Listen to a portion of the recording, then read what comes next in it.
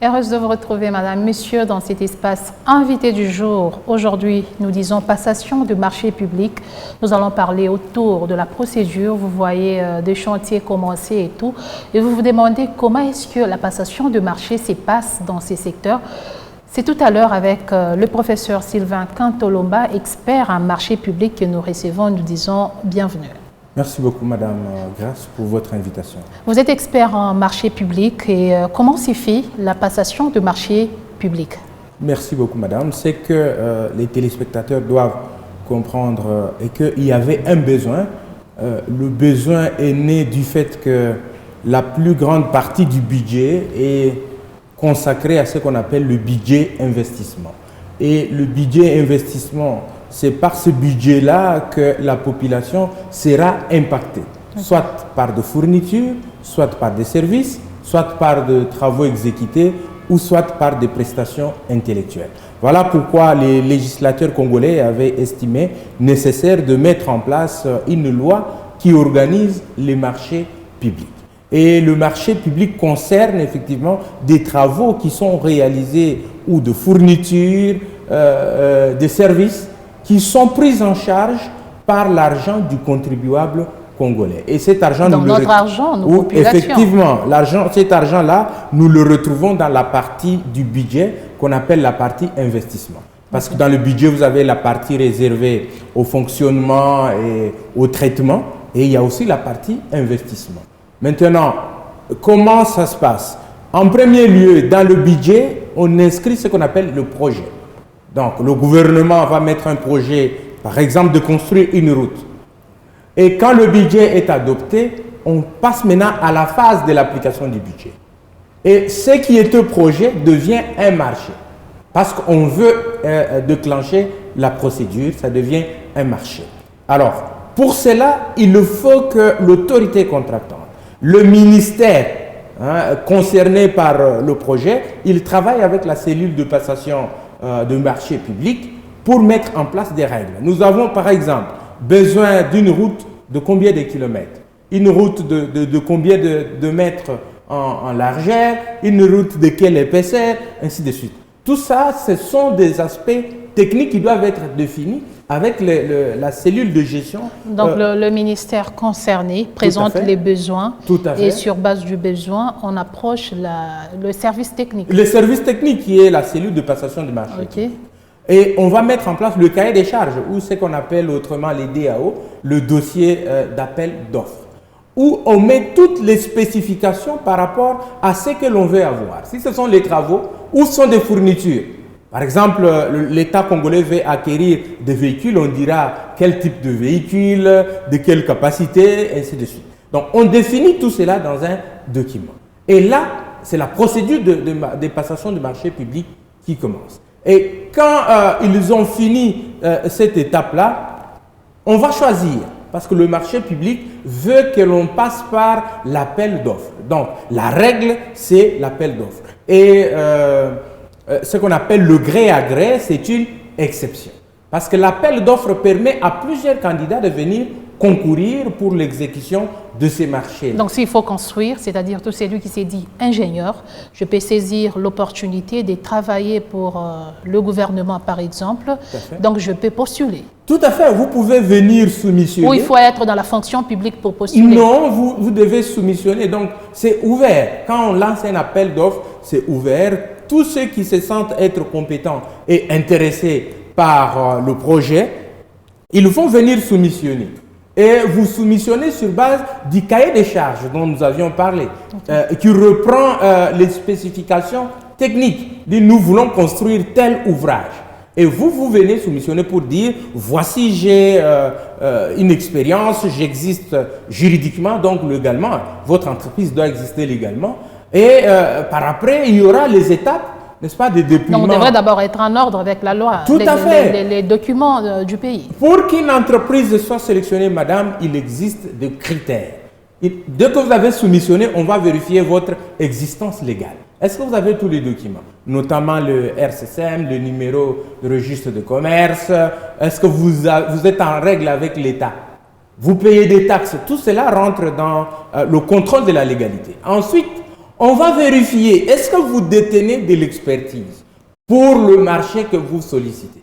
L'exécution du projet que l'on veut lancer, est-ce que vous avez l'expertise? Vous devez fournir les preuves de ce que vous avez déjà fait. Et cela va permettre à ce que quand on va dépouiller, on va analyser, on dira celui-ci est en ordre, il a une expérience avérée. Maintenant on regarde, vous avez proposé combien pour ce projet? Et on dit que dans le marché public, le principe, on sélectionne le moins 10 ans. Donc c'est lui qui propose moins. Mais attention, on tient compte de la qualité.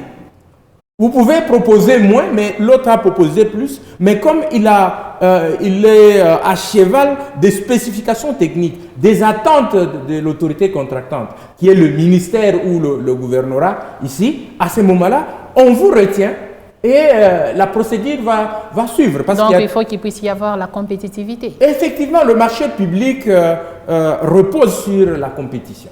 Et donc, c'est cette compétition qui permet que les meilleurs soient sélectionnés. Pourquoi est-ce que le législateur veut que ce soit les meilleurs qui soient sélectionnés? Parce qu'il s'agit de l'argent du contribuable. Et que l'ouvrage qu'on veut réaliser doit être l'ouvrage qui répond aux spécifications techniques.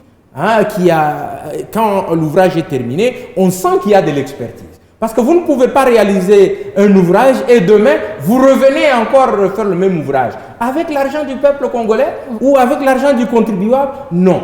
Parce que ce qu'on réalise doit avoir la qualité, la durabilité. Vous remplissez toutes ces conditions. Tout à fait. Vous êtes sélectionné.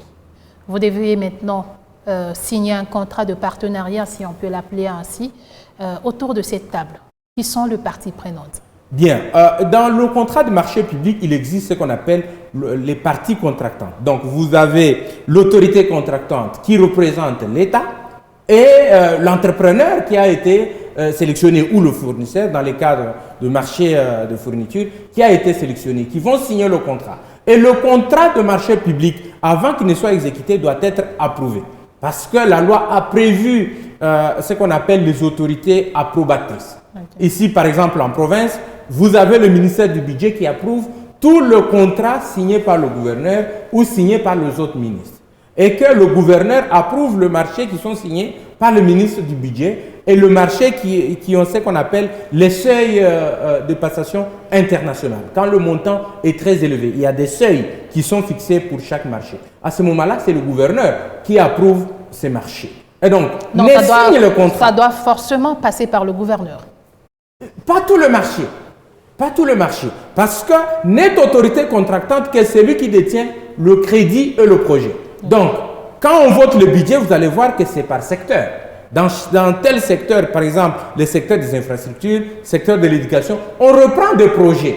Donc, vous signez le contrat des projets qui sont inscrits, repris dans le budget, et le budget qui a été adopté par l'Assemblée provinciale, pour le cas d'une province. Et le gouverneur ne signe le contrat des marchés uniquement qui figurent dans son budget.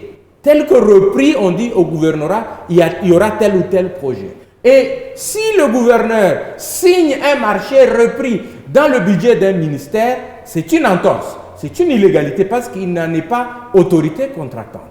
Pour être autorité contractante, il faut avoir au départ, le projet doit être repris, inscrit dans votre budget et on vérifie, est-ce que les crédits pour ces projets sont-ils disponibles ou pas? Voilà pourquoi, quand on sait que les crédits sont là, on le vérifie avec le ministère des Finances et le ministère du Budget, on lance le projet. Il est anormal que vous puissiez lancer un projet de marché public en pleine exécution, vous ne savez plus financer et les travaux s'arrêtent. C'est-à-dire qu'il y a eu mauvaise communication entre l'autorité contractante et le ministère du Budget et le ministère des Finances. Donc, on commence un projet lorsque les crédits sont disponibles. C'est pour éviter effectivement de démarrer les travaux et on s'arrête. Si tel est le cas, pourquoi est-ce que nous constatons deux fois, parce que nous sommes au loin là-bas, je voudrais qu'on descende au niveau de la province, il y a des projets qui naissent.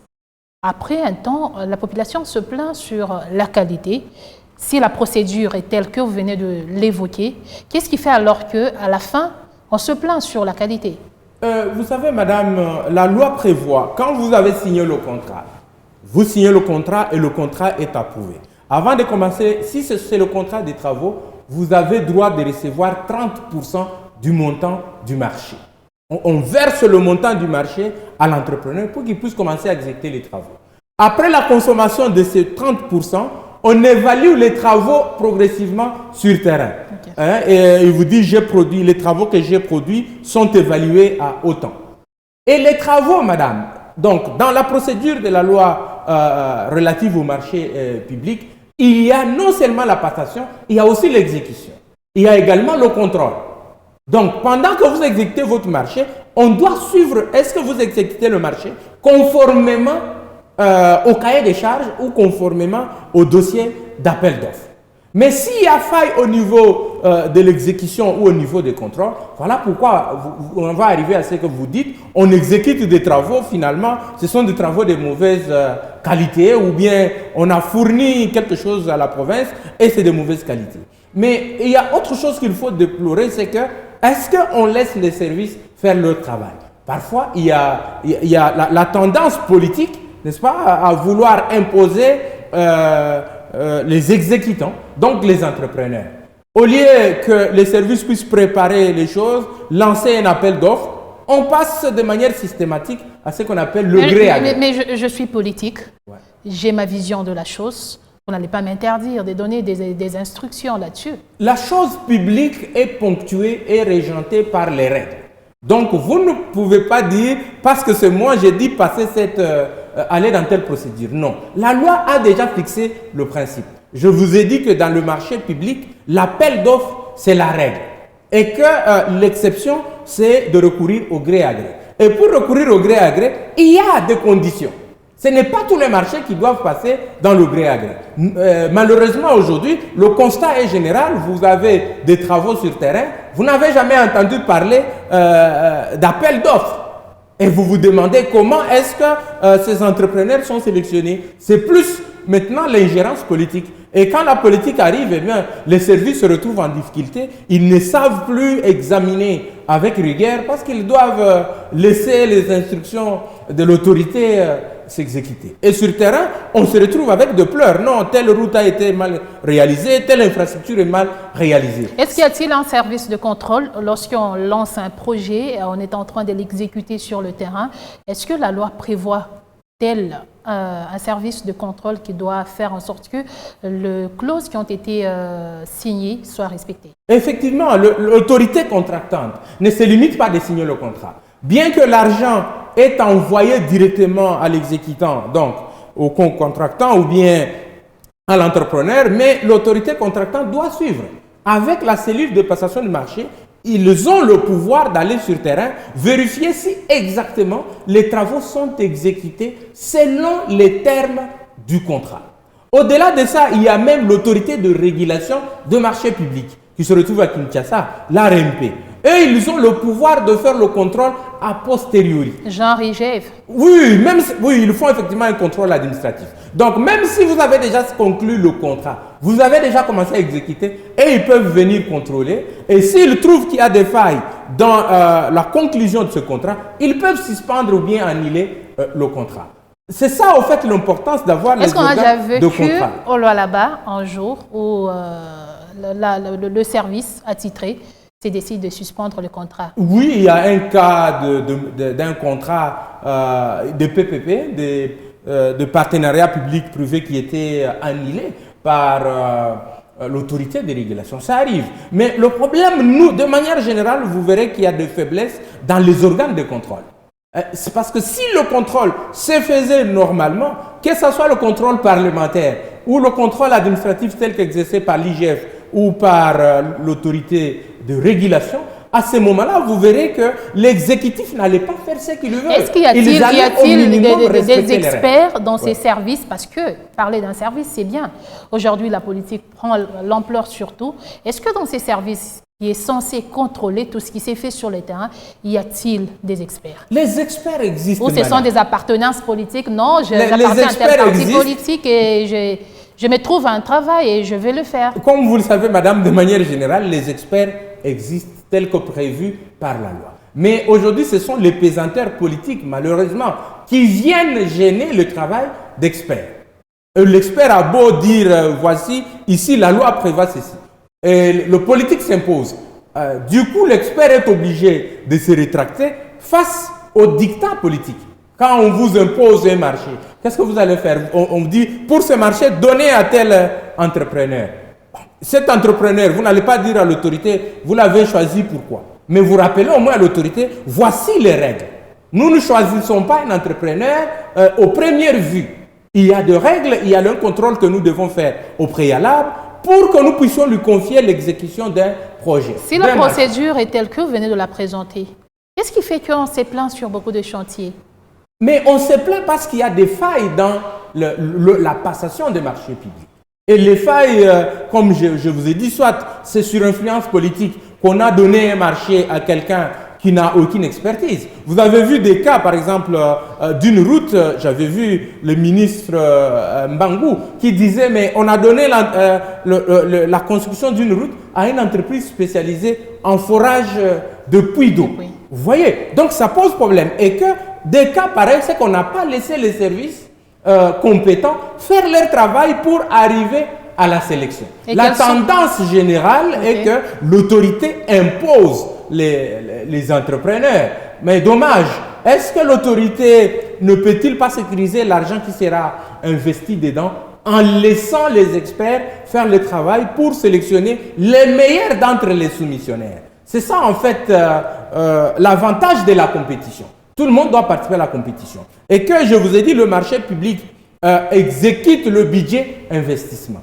C'est en permettant à tout le monde de participer à cet appel d'offres que les entrepreneurs peuvent gagner des marchés. Et quand nous avons des entreprises congolaises qui gagnent des marchés, ça leur permet effectivement d'accroître. Et c'est de cette manière-là que nous allons construire une classe moyenne. Mais quand le politique prend en otage tout, eh bien, nous confisquons même la classe moyenne. Du coup, vous savez, le politique, c'est du rien pour rien. S'il impose un entrepreneur, c'est qu'il y a toujours le sous-plat qui va suivre après. Et la conséquence, c'est que nous nous retrouvons sur le terrain et la population déplore en disant telle infrastructure ne répond pas aux normes, telle infrastructure vient de s'abîmer. Et nous nous retrouvons en train de faire de la doublure. Un seul projet, on y revient avec autant d'argent de l'État. Mais dommage, comme l'organe de contrôle au niveau des marchés publics a des problèmes, le contrôle parlementaire a des problèmes, l'autorité de régulation a des problèmes, et on se retrouve comme ça en train de gaspiller l'argent du contribuable. Quelles sont les erreurs à éviter lors de la passation des marchés publics? Pour que le projet ou l'ouvrage soit réalisé avec pertinence, avec expertise, il faut laisser les services faire leur travail. C'est-à-dire, ils fixent les règles par rapport à ce qui concerne les spécificités techniques. Et ensuite, ils doivent suivre la procédure pour voir celui qui mérite et c'est à celui-là qu'on va confier le marché. C'est celui-là qui sera détenteur du marché. L'histoire de la rétrocommission. Mais dommage, c'est très courant dans notre société quand on parle de la rétrocommission. C'est là où je vous ai dit, l'ingérence des autorités politiques gêne la procédure de passation du marché. Non, je te passe un marché et après j'ai droit à 30%. Peut-être l'ouvrage que tu vas faire, tu me fais une maison après.